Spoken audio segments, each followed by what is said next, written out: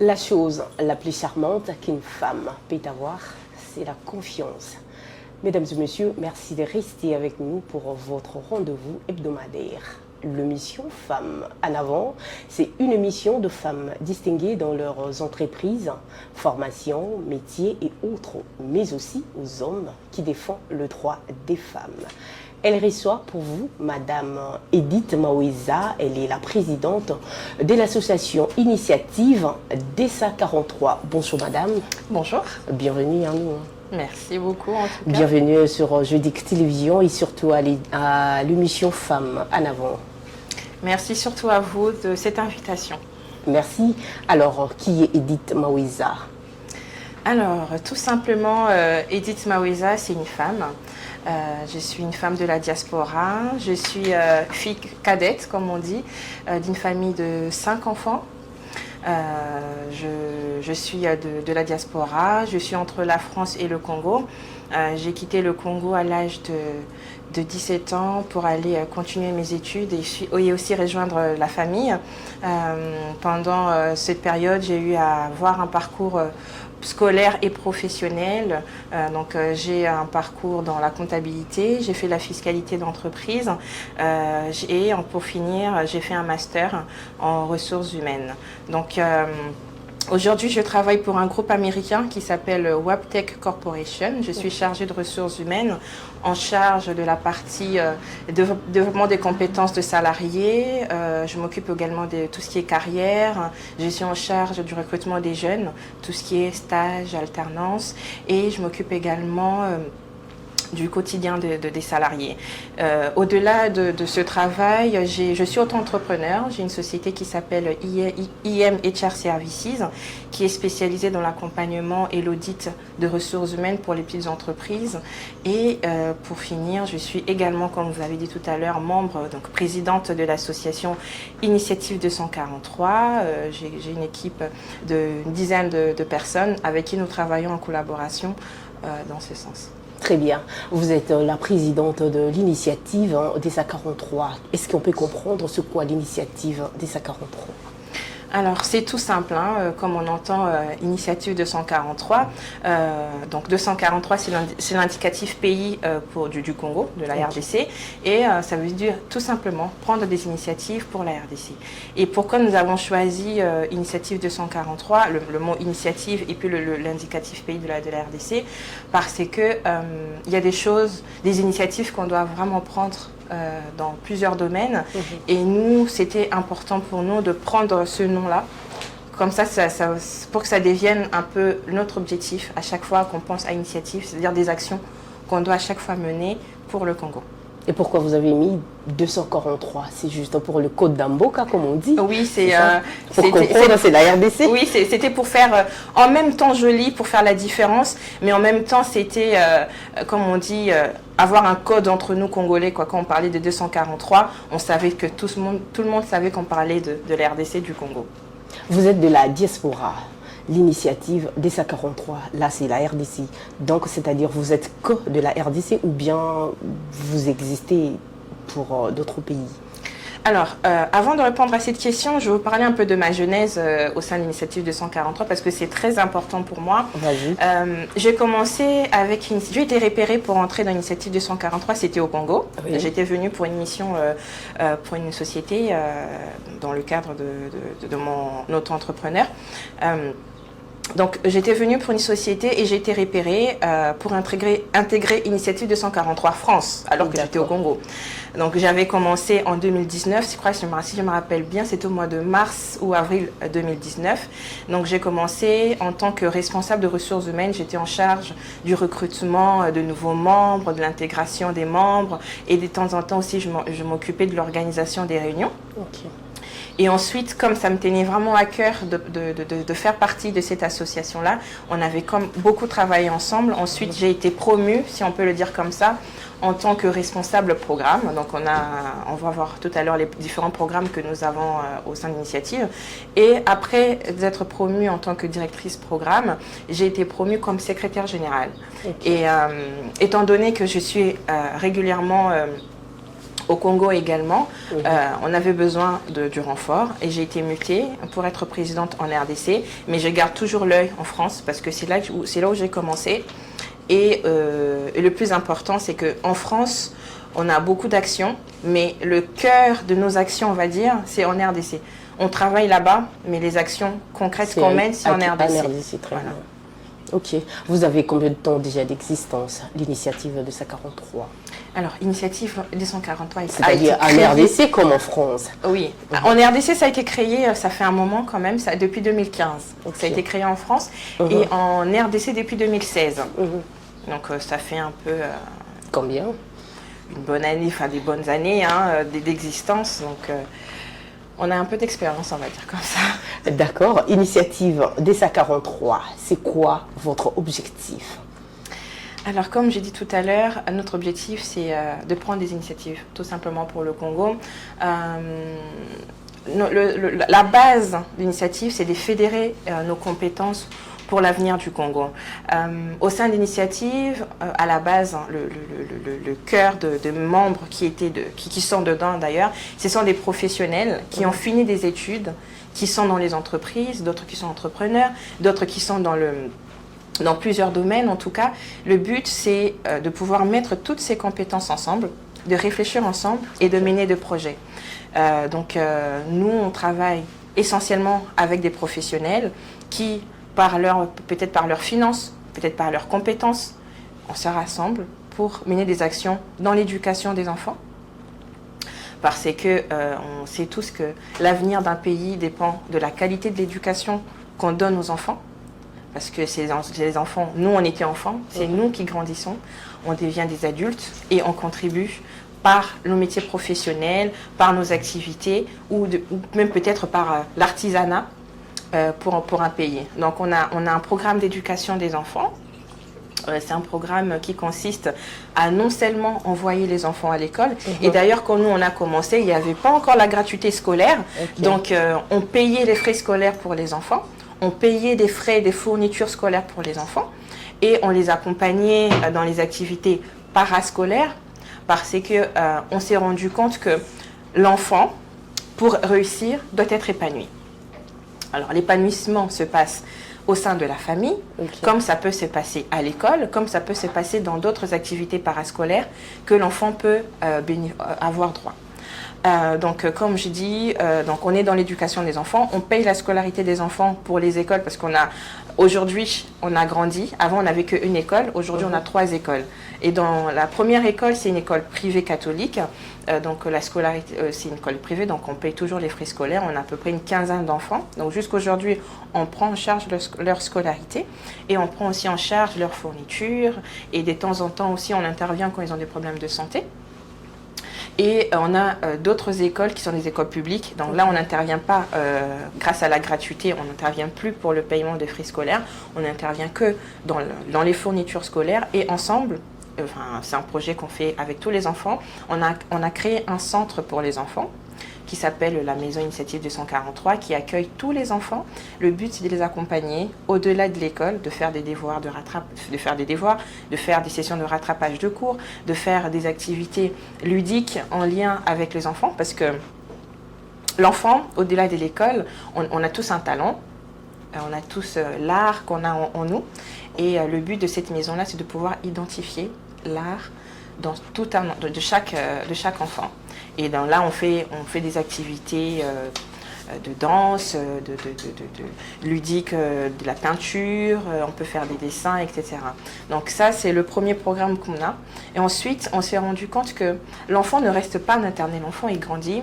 Et avec l'âge, on devient adolescent, on devient adulte. Et pour ne pas faire tomber à l'eau tous ces investissements-là, on a mis un programme pour accompagner les jeunes à pouvoir choisir un métier, parce que c'est très important. Ça peut nous arriver à l'âge adulte de ne pas savoir où on va, où on se dit par exemple j'ai fait des études en médecine mais finalement j'aime pas la médecine, c'est pas ce que je veux être. Donc le but c'est d'identifier très tôt ce que l'enfant veut, c'est quoi son projet professionnel, parce qu'on a tous un projet professionnel et ce projet professionnel, il faut le construire. L'enfant seul ne peut pas le construire. Peut-être les parents peuvent aider encore aujourd'hui. Enfin, avant, nous, nos parents ne nous aidaient pas. Hein. C'était toi, tu vas devenir médecin et puis basta, quoi. On ne posait même pas la question à l'enfant, c'est que l'enfant voulait devenir. Okay. Alors qu'avec Initiative 243, on parle, on discute avec l'enfant, on discute avec le corps, les professeurs des enfants, pour savoir dans quel domaine l'enfant est fort et plus... Maintenant, très bien. Quel genre d'enfants que vous regroupez? Alors, tout type d'enfants. Les enfants qui sont en mesure d'aller à l'école, donc on n'a pas, que ce soit des enfants en situation de handicap, que ce soit des enfants, on va dire, ordinaires, entre guillemets, on prend tous les enfants qui sont en mesure de pouvoir se rendre à l'école. C'est intéressant. Initiative DESA43, c'est du genre ONG, je peux dire, c'est ça? Oui, on peut dire ça comme ça. C'est une association à but non lucratif. Voilà, on peut dire que c'est une ONG. Et dans quel domaine œuvrez-vous précisément? Donc, comme j'ai dit tout à l'heure, nous sommes dans l'éducation des enfants avec tout ce que je viens de détailler. Nous sommes dans l'éducation, l'accompagnement, parce qu'on ne dit plus éducation, dans l'accompagnement des jeunes. Et nous sommes aussi dans l'autonomisation des femmes. Pourquoi? Parce que la majorité des enfants que nous avons dans l'association sont des enfants issus de familles monoparentales. Soit c'est le papa qui est parti parce qu'il ne reconnaît pas l'enfant, soit le papa est décédé, soit il y a conflit entre les parents et les enfants restent avec les mamans. Donc le but de ce programme-là, c'est de pouvoir récupérer tous ces enfants dans ce programme d'autonomisation des femmes, c'est de pouvoir récupérer toutes les femmes dont les enfants on prend en charge, parce que c'est toujours en lien, on ne veut pas s'éparpiller, on prend vraiment en lien parce que on veut régler la source du problème et non de régler les conséquences du problème. Parce que si les parents prenaient en charge les enfants ne seraient pas abandonnés à eux-mêmes. Donc pour régler la source, il faut mettre en place des projets pour les mamans, pour ces femmes-là, pour qu'elles puissent devenir autonomes et puis qu'elles puissent reprendre la scolarité des enfants. Comment une femme peut devenir autonome? Alors, il y a plusieurs façons pour qu'une femme devienne autonome. Premièrement, ça commence par la conscientisation. C'est-à-dire que la femme, qu'elle soit consciente elle-même qu'elle est maître de sa vie, maître de son destin et maître de son avenir professionnel. Ensuite, ça passe par des formations. Dans l'Initiative 243, nous mettons en place des formations. Ça peut être dans le management, ça peut être dans le commerce, ça peut être dans la comptabilité. Parce qu'une femme construite doit être en mesure de pouvoir faire un business et que ça devienne émergent. Oui. Et donc, comme je dis, par des formations, ça peut aussi par un réseau, et qu'une femme peut devenir autonome. Et donc, c'est comme j'ai dit tout à l'heure, la conscientisation, les formations, parce qu'il n'y a pas qu'une formation, plusieurs formations sont mises en place, et aussi par le réseautage. Parce que c'est comme ça que ça marche aujourd'hui, c'est de retrouver dans un milieu où il y a des opportunités qui font qu'on puisse développer son business. Parlons un peu de l'éducation des enfants. Quand on parle de l'éducation, on voit les enfants. Vous avez déjà combien d'enfants qui ont obtenu déjà leur diplôme? À l'initiative des DESA43, bien sûr. Ouf, il y en a beaucoup. Il y en a beaucoup. Moi, quand j'ai intégré l'initiative 243 en 2019, je me rappelle très bien, on avait 15 enfants. Aujourd'hui, on a plus de 90 enfants. Ils sont toujours ici à Kinshasa? Toujours à Kinshasa. Et notre zone d'activité, pour l'instant, c'est Mankao et Mpassa, parce qu'on a deux projets qui sont là-bas. Donc, on a plus de 90 enfants qui sont pris en charge par l'initiative 243. Et ceux qui ont eu leur diplôme, il y en a des dizaines, parce que nous, on prend les enfants dès l'âge qu'on commence à aller à l'école. Généralement, c'est entre 5 ans, enfin, que je ne parle pas de la maternelle, l'école primaire, je crois que c'est 5 ans. Donc, c'est à partir de là qu'on prend en charge jusqu'à ses 17 ans. Donc, vous voyez, le parcours d'une vie, la charge que l'initiative prend pour l'épanouissement de l'enfant et surtout pour aider les parents. Donc, on a beaucoup d'enfants. Prendre les enfants en charge, c'est-à-dire, je ne vais pas avoir de moyens, mais je veux que mon enfant aille à l'initiative DESA43. C'est possible? Ou bien vous prenez que les enfants, leurs parents qui n'ont pas de moyens? Oui, c'est possible parce que c'est pas l'argent qui fait l'éducation, qui garantit l'avenir d'un enfant. Ah, d'accord. C'est l'accompagnement qui se met autour de l'enfant qui garantit son avenir. Et nous, donc au-delà de l'éducation, comme on a dit, de payer les frais scolaires des enfants, on a un centre d'accompagnement qui permet d'identifier les talents des enfants. Et c'est ça qui est important. Parce que nous, ici, on dit, parce qu'on connaît, hein, on avait tous eu à l'école, oui. les enfants, on dit même les enfants des riches sont les plus bazoba. Parce oui. que des fois, ils sont là comme s'ils n'étaient pas là, et à la fin, ils ont des diplômes. Voilà, je ne sais pas comment, mais on sait tous que, moi, en tout cas, je suis convaincue aujourd'hui que ce n'est pas l'argent qui garantit l'avenir d'un enfant. C'est les moyens qui sont mis en place. On a toujours vu les enfants, des fois, qui étaient mal habillés, qui étaient un peu abandonnés à eux-mêmes, qui étaient le plus intelligents de la classe et qui étaient mieux accompagnés. Donc, nous, on accueille tout le monde. Les parents qui sont en mesure de payer la scolarité des enfants et qui ont juste besoin de l'accompagnement. Nous, on est ouvert, on prend tous les enfants en charge. Ce n'est pas de l'argent que fait l'éducation des enfants, l'initiative de SA43. Comment vous faites pour l'éducation des enfants? Alors, comment on fait? C'est une question qui est très, elle est très complexe parce qu'on sait tous avec le contexte qu'on a de coronavirus, on sait tous que de plus en plus on avance, les temps deviennent difficiles. Si je peux arranger, comment est votre éducation? Comment vous éduquez les enfants? Alors, comment on éduque les enfants? C'est une très bonne question. Nous, on n'éduque pas les enfants. C'est sans les enseignants qui éduquent les enfants. Nous, on envoie les enfants à aller à l'école. Oui. Et nous, on a juste la responsabilité de faire le suivi de ce que le professeur font. Et on a la chance, nous, d'avoir une maman qui est très formidable. On l'appelle Maman Thérèse chez nous. C'est une dame qui est en PASA. C'est elle qui coordonne un peu tous les enfants. Et elle donne de son temps pour aider ses enfants à pouvoir faire de rattrapage, à pouvoir faire des devoirs. Et nous, la touche que Initiative ramène dans ce monde, ce milieu de ONG pour faire la différence, parce que les ONG qui travaillent autour de l'éducation des enfants, il y en a plusieurs. Et nous, la touche d'initiative que nous, on a ramenée, c'est de pouvoir accompagner aussi les enseignants, c'est de former les enseignants. Parce que on continue toujours d'apprendre. On ne peut pas, je crois, en plus la majorité des enseignants, des fois ils ont fini leurs études, ils ont eu leur diplôme, ils sont rentrés dans le milieu professionnel, ils ont commencé à enseigner, mais ils n'ont pas eu de mise à jour. Alors que le monde évolue, il y a l'arrivée de la technologie, il y a l'arrivée de la prise en compte des problématiques que chaque enfant doit avoir. On a des problématiques sur le handicap, il y a d'autres enfants qui sont peut-être malentendants, qui ne voient peut-être pas bien, et donc l'accompagnement ne peut pas être le même. Et donc, du coup, nous, dans l'initiative de 143, au-delà d'envoyer les enfants à l'école, on forme les enseignants à apprendre à bien enseigner les enfants, à apprendre à considérer les difficultés de chaque enfant. Comment vous les formez? Avec le partenariat avec la France, on a des spécialistes qui viennent ici pour former les enseignants. On a eu récemment une conférence qui a été faite ici à Kinshasa sur la langue française. Donc c'est comme ça qu'on apprend aux enseignants qu'un enfant, on dit que cet enfant ne parle pas bien français. Okay. Parce qu'elle a dit quelque chose, au lieu de dire U, l'enfant a dit I, donc du coup on dit que l'enfant là ne parle pas bien français, ou pour dire que l'enfant de Gombe parle mieux français qu'un enfant qui habite par exemple vers le Tchangou.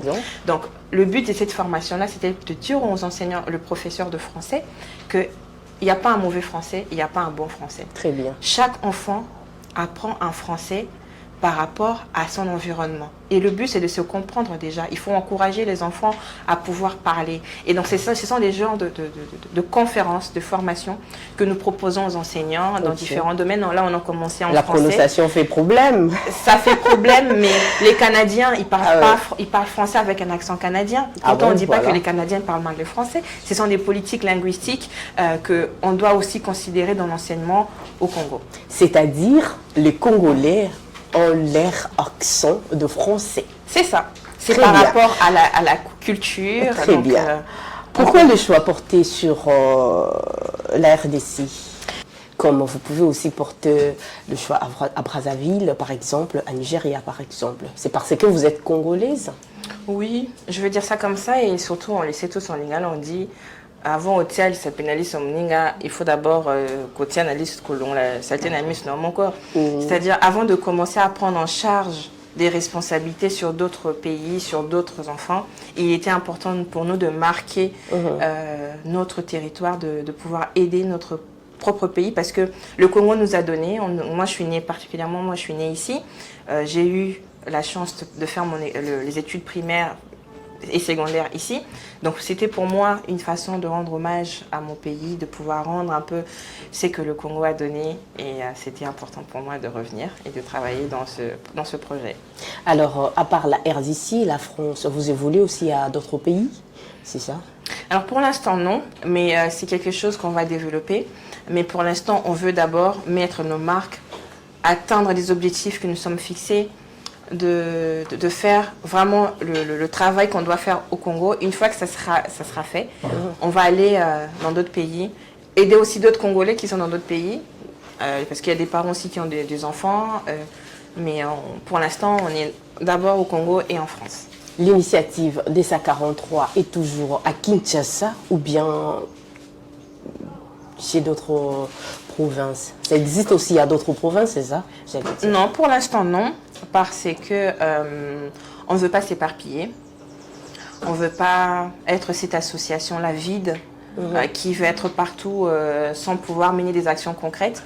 Pour l'instant, notre zone c'est la commune de l'Antsele, parce que c'est là aujourd'hui à Kinshasa qu'il y a la plus grande, on va dire, le taux de pauvreté, on va dire, c'est plus élevé. Et après avoir fini, enfin pas fini parce qu'on ne finira jamais, mais une fois qu'on aura fait atteindre notre objectif qu'on s'est fixé pour 2022, on va pouvoir s'étendre dans d'autres, on va dire, communes de la RDC, de Kinshasa. Une fois Kinshasa, on va pouvoir aller ailleurs. Mais pour l'instant, on reste concentré sur une zone pour avoir une meilleure qualité de...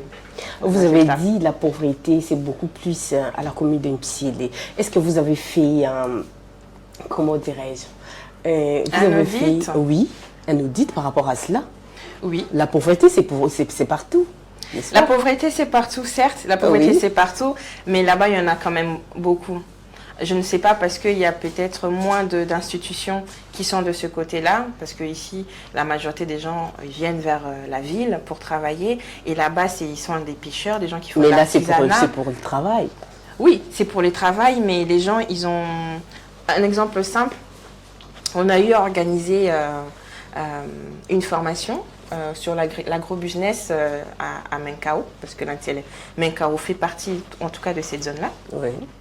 À la fin de la formation, j'étais étonnée, pour la majorité des femmes, me dire que c'était la première fois de leur vie d'obtenir un diplôme. C'est même pas un diplôme de l'école maternelle, c'est pas un diplôme de l'école primaire, mais c'est vraiment, tout au long de leur vie, c'était la première fois de pouvoir recevoir un diplôme. Ce qui veut dire forcément que ces femmes-là ne travaillent pas. Elles ne sont pas reconnues, elles font peut-être, comme on dit, les bilingues derrière la maison, mais elles ne travaillent pas. Donc c'est une partie où, comme si c'est abandonné à eux-mêmes. Ce sont des personnes qui font de l'agriculture, mais pour se nourrir. Et ce n'est pas ça le business. Le business, ce n'est pas pour se nourrir. Quand on fait l'agriculture, c'est pour nourrir beaucoup de gens. Oui. Et là-bas, on s'est également rendu compte que quand on parle de la pauvreté, il manque de quoi manger, il manque l'éducation, il manque un peu de tout. Et à partir un peu de Kinshasa, on va dire, les gens commencent un peu à avoir une certaine vie, mais descendre de l'autre côté après l'aéroport, c'est un peu compliqué, quoi. Mais aujourd'hui, bon, je peux vous informer que l'éducation est à Menkao aujourd'hui, à Kinkole, là, tu fais sortir un enfant, il est très bien éduqué par rapport à ce que vous dites. Dites-moi, comment un enfant qui n'a pas mangé peut aller à l'école et être concentré? Mais il y a des enfants comme ça, non? Elle n'a pas mangé, mais elle est brillante à l'école. C'est ça. Et donc, en fait, nous, dans l'initiative 243, c'est ça même la force de l'initiative 243, on veut que l'intelligence de l'enfant se développe et que l'enfant devienne maître de son destin. L'intelligence, c'est une très bonne chose. Et d'ailleurs, tous les enfants sont intelligents. Oui. Pour ne pas dire qu'il y a certains qui sont intelligents que moins, je suis d'accord plus avec intelligents vous, que d'autres. Tous les enfants sont intelligents. Donc, disons la concentration. C'est ça, la concentration. Là-bas, il y a des enfants qui sont concentrés parce que j'ai pas dit que tout le monde était pauvre, mais le taux de pauvreté était plus élevé. Vous avez arrangé? Oui, très bien. C'est ce que j'ai dit tout à l'heure. Oui. Donc, il y a certains enfants qui ont la chance d'avoir des parents qui ont des moyens de pouvoir les accompagner. Là, il y a tout est OK, mais il y a des enfants aujourd'hui qui manquent. Ils sont intelligents et d'ailleurs, la majorité, tous les enfants sont intelligents, c'est juste le moyen qui manque. Très bien. Pour les accompagner et d'autres pour les envoyer à l'école. Un enfant qui n'a pas mangé ne peut pas être concentré à l'école et donc serait moins intelligent. Un enfant qui n'a pas dormi dans les bonnes conditions va somnoler à l'école et il va être un enfant sorcier par exemple ou qui n'est pas concentré. Alors pour ces genres d'enfants, vous aubergez, c'est ça? On ne les héberge pas parce que héberger, ça c'est... on crée des orphelinats, ça, on n'a pas le moyen et ça demande beaucoup d'autorisation parce qu'il ne suffit pas que l'enfant dorme. C'est un engagement qu'on prend à chaque fois quand on crée des orphelinats. Faire dormir un enfant, le nourrir, c'est beaucoup d'engagement qui demande beaucoup de finances. Mais avec le peu que nous avons mis un centre qui les accueille dans la journée. S'ils ont besoin de dormir, s'ils ont besoin de manger, s'ils ont besoin d'être écoutés. Parce qu'on oublie aussi que l'enfant, dans ses droits, au-delà de l'éducation, au-delà de manger, au-delà de pouvoir être aimé, l'enfant a le droit d'être écouté. Nous, on pense qu'on n'écoute pas les enfants. Tu fais ci, tu fais ça. C'est très directif avec les enfants. Et nous, on écoute les enfants. Parce que les enfants ont plein de belles choses à nous dire. Les enfants ont des imaginations extraordinaires. Nous, on écoute les enfants et ce centre-là, au-delà de faire tout ce qui est en lien avec la scolarité, c'est aussi un lieu d'écoute, d'échange avec Alors, les enfants. comment vous écoutez? Parce que vous ne vivez pas vraiment, surtout ici en RDC, vous êtes beaucoup plus en France. Comment vous écoutez? Mais je ne suis pas seule dans l'initiative 243, heureusement. Et j'ai une équipe, une forte équipe en tout cas, qui m'accompagne, qui sont un peu partout. Ce sont des professionnels, d'autres qui sont médecins, d'autres qui sont avocats, d'autres qui sont informaticiens, d'autres qui sont dans le média. On a une équipe vraiment très, très variée et merci en tout cas à eux de pouvoir m'accompagner au quotidien. Et sur place aussi, on a Maman Thérèse qui est la responsable du centre et qui tient le centre. Elle fait de cours de rattrapage et des fois aussi on a quelques intervenants qui viennent, mais sur place on a Maman Thérèse et l'équipe ici sur place qui m'accompagne. Très bien. Quels sont les mécanismes que l'initiative 243 exerce pour s'approcher de la cible, c'est-à-dire de la population de la RDC? Voilà. Alors, au départ, je ne sais pas parce que dans la jeunesse je n'étais pas là, mais j'avais compris que, comme on a dit une fois, la pauvreté, donc c'est ça qui nous avait déjà attiré vers cette zone-là. Et ensuite, on a identifié une école, la première école qui s'appelle Sainte-Lucie. C'est grâce à cette école, c'est grâce aux prêtres de cette école qu'on a eu à pouvoir s'implanter dans le quartier. Et Maman Thérèse est professeure dans Sainte-Lucie. On a sympathisé et elle a adhéré dans l'initiative 243. C'est elle qui est en charge par des critères parce qu'on ne veut pas... Il y a la volonté aussi qui compte, il y a la situation de vie qui compte. Donc avec ces critères-là, Maman Thérèse va approcher les familles et des fois on reçoit des doléances, des gens qui nous appellent, des gens qui nous écrivent parce que qui attirent la sonnette d'alarme pour dire qu'on a des problèmes, ou j'ai mon enfant qui doit aller à l'école. On examine le dossier, donc on fait du porte-à-porte avec Maman Thérèse. Il y a des gens qui viennent nous voir par les activités qu'on a déjà eu à faire, donc par la bouche à oreille, les gens ils nous connaissent, ils viennent nous voir et on examine le dossier. Si le dossier correspond à nos objectifs, ben on prend l'enfant. Vous organisez aussi des activités pour les enfants, c'est ça? Oui, on organise beaucoup d'activités pour les enfants. Comme quel genre?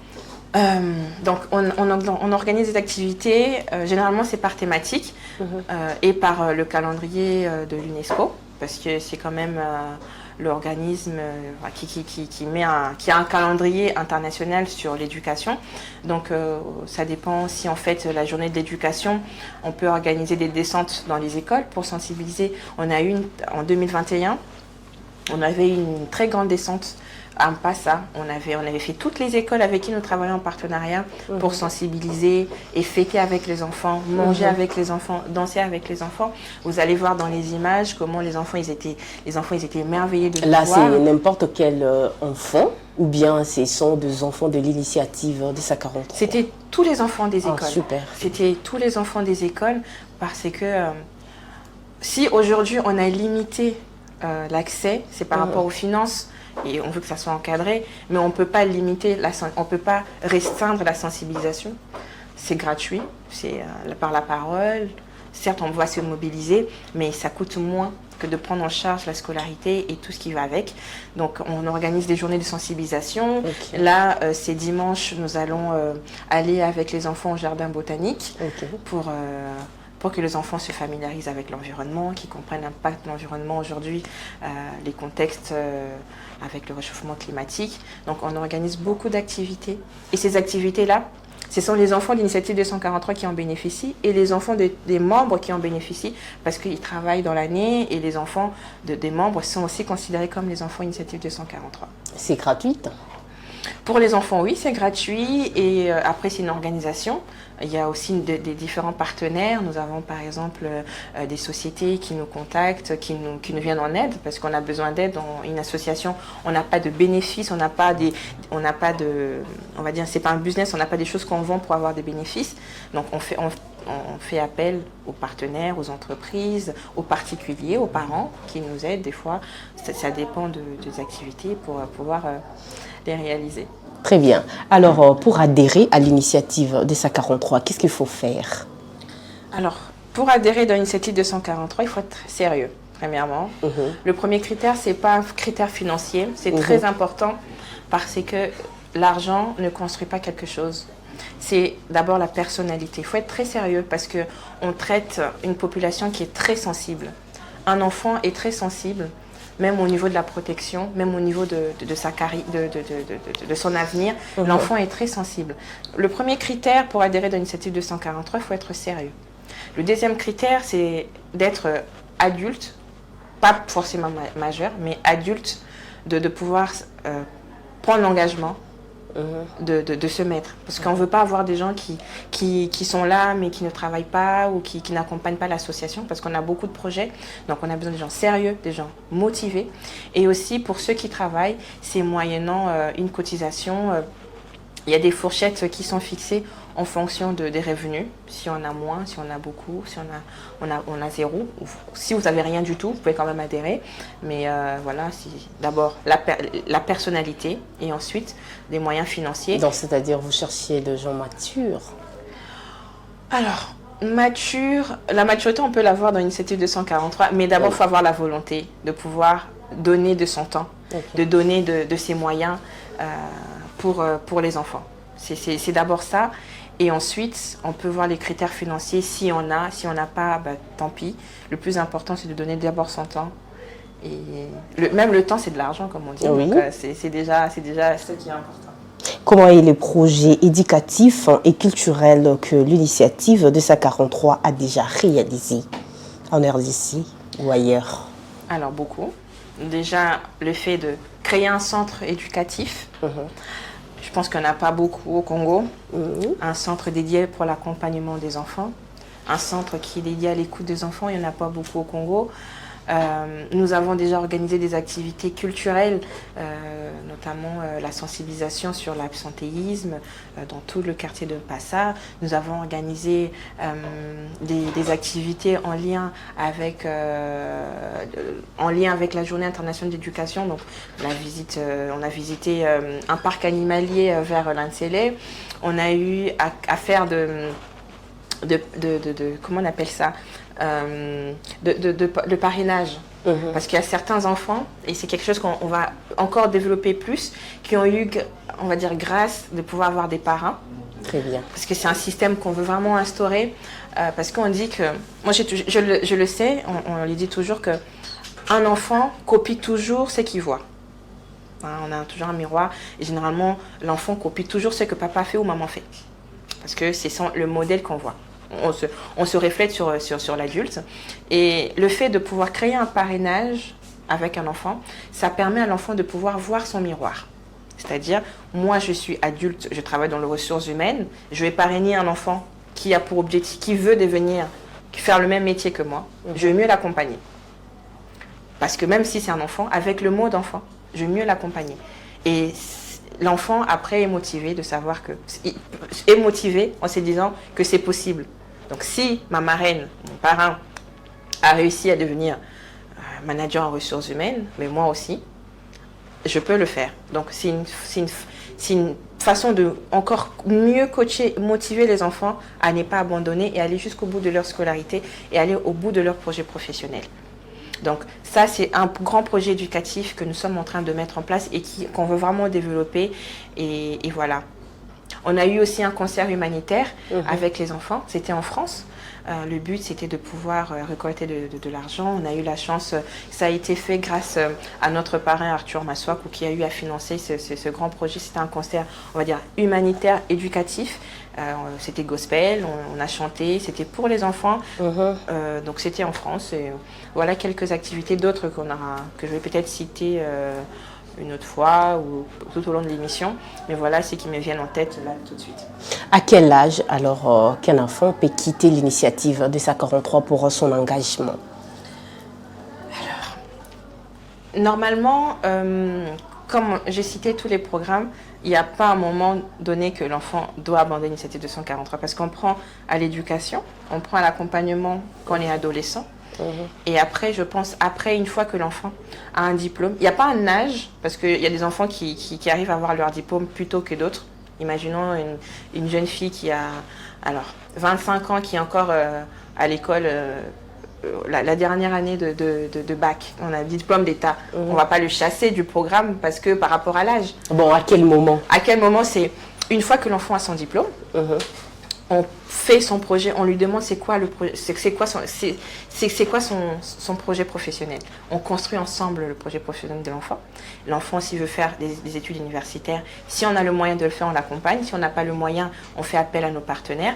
Mais le but, c'est que l'enfant puisse arriver à un âge d'autonomie, on va dire entre guillemets, de pouvoir trouver un travail, de pouvoir trouver un métier. Et c'est à ce moment-là qu'on se sépare. Mais dans tous les cas, on ne se sépare pas parce que l'enfant peut devenir encore membre de l'initiative de 143 et encore profiter du réseau initiative de 143. Donc l'initiative, c'est une grande famille. Quand on rentre, on sort quand on veut. Mais si on veut y rester, on a tous les moyens d'y rester. Alors, comment aimeriez-vous qu'un enfant soit dans la société, partout où il sera? Comment aimeriez-vous? Donc, quand on voit un enfant, on voit que non, elle vient de l'initiative des 143. Alors, c'est une très bonne question, c'est une très belle question. Comment j'aimerais voir un enfant? C'est épanoui. Très bien. Tout simplement. Un enfant qui est maître de son destin. Un enfant qui connaît ses droits. C'est très important. Et ça, c'est très, très complexe de pouvoir le dire aujourd'hui parce que en RDC, je vais parler de la RDC parce que je connais mieux mon pays. C'est très compliqué pour qu'un enfant soit maître de son destin. Ok. Parce que quand on est né, on t'impose une religion, on t'impose une directive, on t'impose un métier, on t'impose un style de vie. On ne t'écoute pas. Et un enfant écouté, qui est écouté, c'est un enfant qui est mieux accompagné. Et donc déjà, pour moi, je vais en profiter par cette question pour lancer un appel aux parents. Un enfant, ce n'est pas le bien des parents. Un enfant, c'est une personne. Très bien. Qui doit grandir avec ses choix. Certes, il y a toujours des influences. On propose à l'enfant, on accompagne l'enfant, mais on n'impose pas à l'enfant. C'est pour ça qu'on voit des adultes qui se rebellent, des enfants qui sont adolescents qui se rebellent. On peut orienter. Voilà, on oriente l'enfant, mais on n'impose pas le choix à un enfant. Parce que bien. ça, c'est une personne. Et moi, demain, j'aimerais voir un enfant qui est épanoui, qui connaît ses droits. Parce que le droit d'un enfant, c'est au-delà de l'éducation.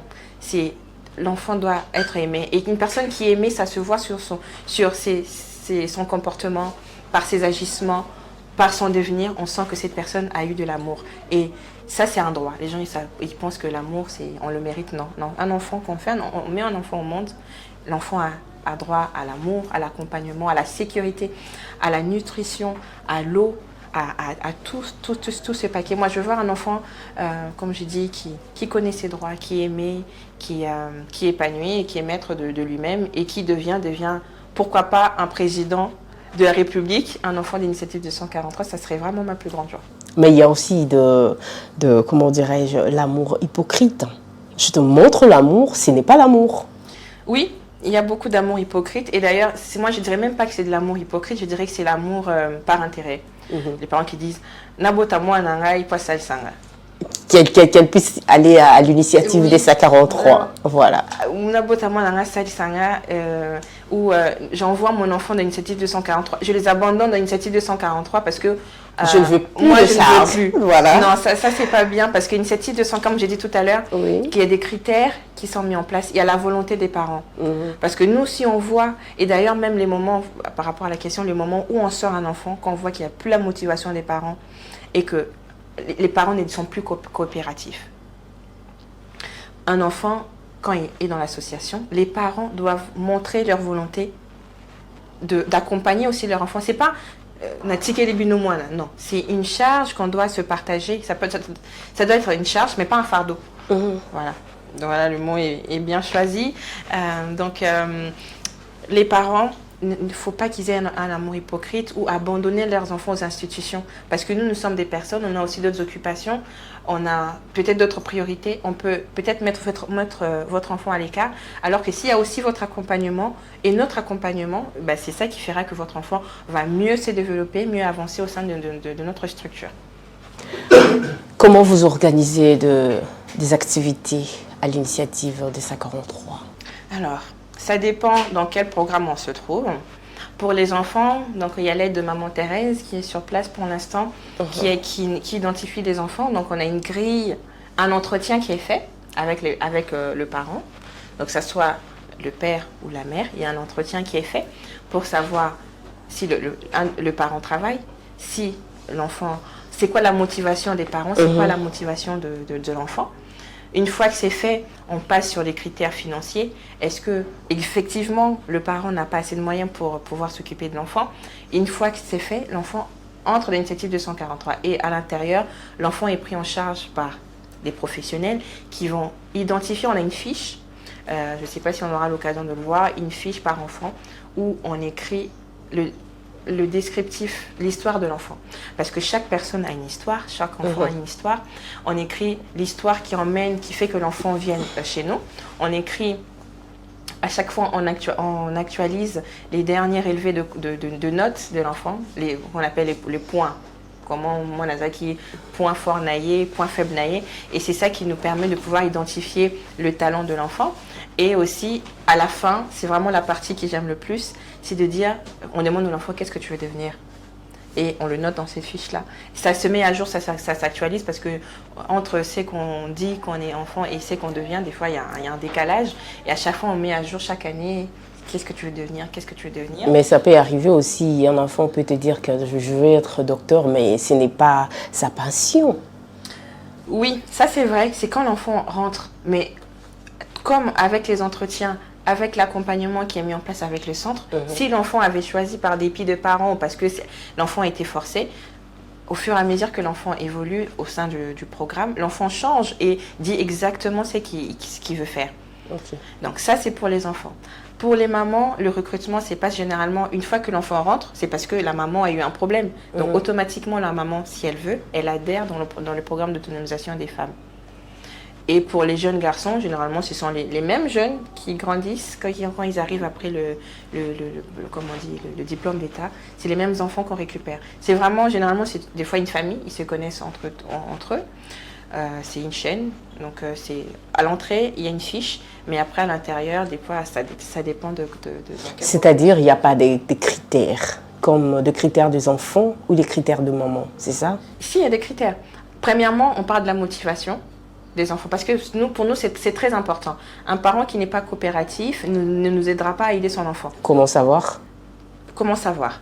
On a un centre éducatif, tu constates que ton enfant a beaucoup de lacunes et tu ne l'envoies pas. Du coup, nous, on va payer 2 fois la scolarité d'un enfant, avec 5e au doublé, on paye encore. Donc, il y a un problème. On a eu des enfants qui ont subi du viol, et si le parent ne veut pas coopérer pour aider l'enfant, parce que au-delà du dommage physique qu'on cause à l'enfant, il y a la psychologie de l'enfant qui est traumatisée. Un parent qui ne veut pas ramener l'enfant dans ces processus pour le réparer, pour l'aider, le parent n'est pas coopératif. On va mettre un projet en place, on va avoir un financement pour faire par exemple l'agriculture. Tu es dans le groupe des femmes qui doivent travailler, que tu ne veux pas travailler, tu n'es pas coopérative, bah, c'est compliqué de travailler. Il y a des caisses que le parent peut mettre pour une coopération directe avec l'initiative 243 et le parent, c'est ça? Oui, il faut cette collaboration-là, parce que c'est pour eux quand nous sommes en train de faire ça. Ce ne sont pas nos enfants, ce sont le leur.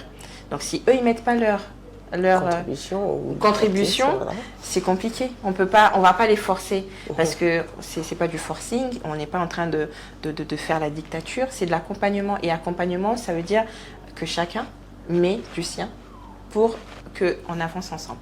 Vous êtes épouse et mère déjà? Épouse, mais pas encore mère. Ça viendra. Oui.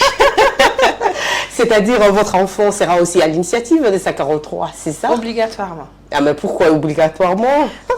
Parce que c'est vous la présidente, c'est ça? Non, parce que je ne sais pas si je serai toujours présidente dans les années qui vont venir, mais parce que je connais la qualité de l'accompagnement que l'initiative propose aux enfants.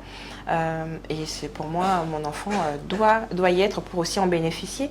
Parce que, comme on dit, des fois, les médecins ne peuvent pas soigner eux-mêmes leurs enfants, leur famille. Donc, des fois, moi, je pensais bien faire pour mon enfant. Peut-être je vais en faire trop. Donc, je préfère que d'autres personnes qui sont formées, qui sont là et qui sont très efficaces et c'est leur métier. Moi, je ne travaille pas dans l'éducation des enfants, dans l'accompagnement des enfants. Mais il y a des personnes à l'intérieur qui travaillent dans ça, qui vont mieux accompagner mon enfant au-delà de ce que moi, je vais faire chez moi à la maison. Vous savez, vous êtes une femme à beaucoup d'énergie. Est-ce que vous pouvez partager cette énergie avec d'autres femmes qui n'ont pas d'idée de faire quelque chose, qui n'ont pas l'idée d'aller partout, par-ci, par-là, je ne sais pas. Vous me comprenez, votre énergie là, vous pouvez partager avec les autres. Bien sûr. Et d'ailleurs, c'est le but de la société, c'est de fédérer des compétences et de transmettre les compétences. Moi, je suis très, très ouverte de pouvoir parler à d'autres femmes, de pouvoir travailler ensemble, travailler avec d'autres femmes. On ne cache pas une compétence, c'est comme un enseignant, tu peux pas cacher les connaissances que tu as.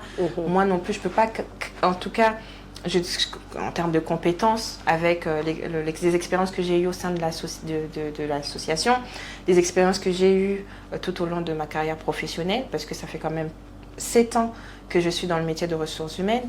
Donc tout ça me permet aujourd'hui de pouvoir donner aussi le peu que j'ai eu à d'autres femmes. Donc je suis très très ouverte.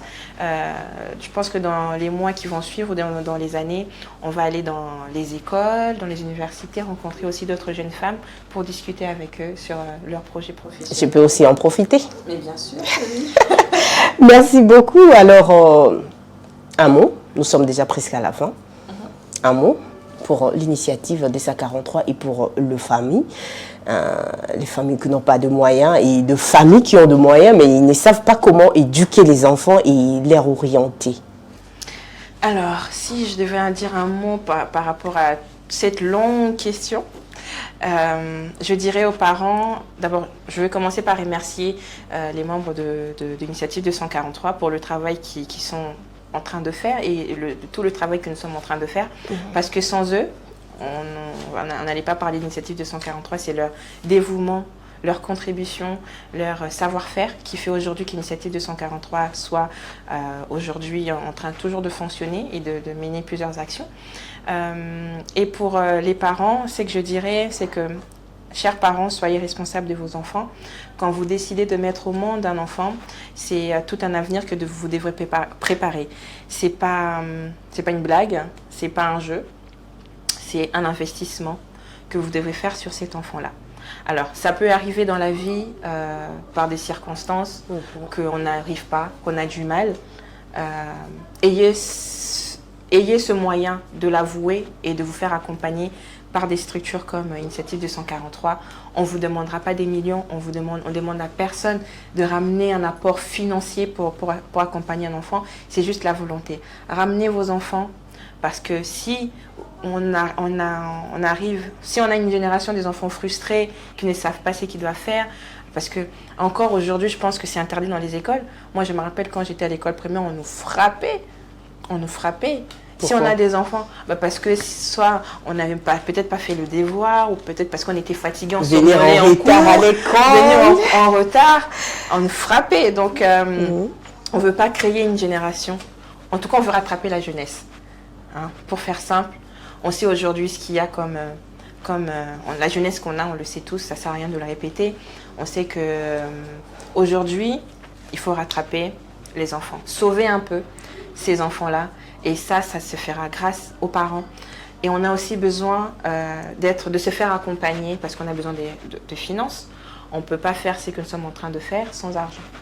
On a besoin de se faire aider, on a besoin que les entreprises nous soutiennent, on a besoin que des particuliers nous soutiennent, on a besoin que toutes les personnes de bonne volonté viennent à contribution pour bâtir Initiative 243 et aider les enfants à pouvoir aller à l'école et être épanouis.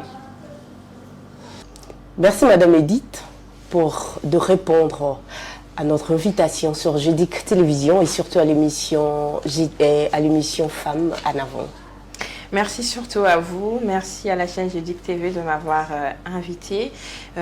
Merci à Béni Lola d'avoir organisé avec vous, grâce à vous, cette émission. En tout cas, continuez à aller de l'avant, mettez en avant les initiatives des femmes. Continuez dans la promotion de ce que vous faites. En tout cas, moi, je vous félicite et je n'hésiterai pas de revenir, en tout cas, pour d'autres occasions et parler d'autres choses que je fais aussi. Donc, en tout cas, merci à vous et merci à la chaîne. Merci. Chers téléspectateurs, vous comprenez que nous sommes déjà à la fin de cette émission Femmes en avant. Je vous remercie de votre fidélité sur JDIC Télévision. À la prochaine. Au revoir.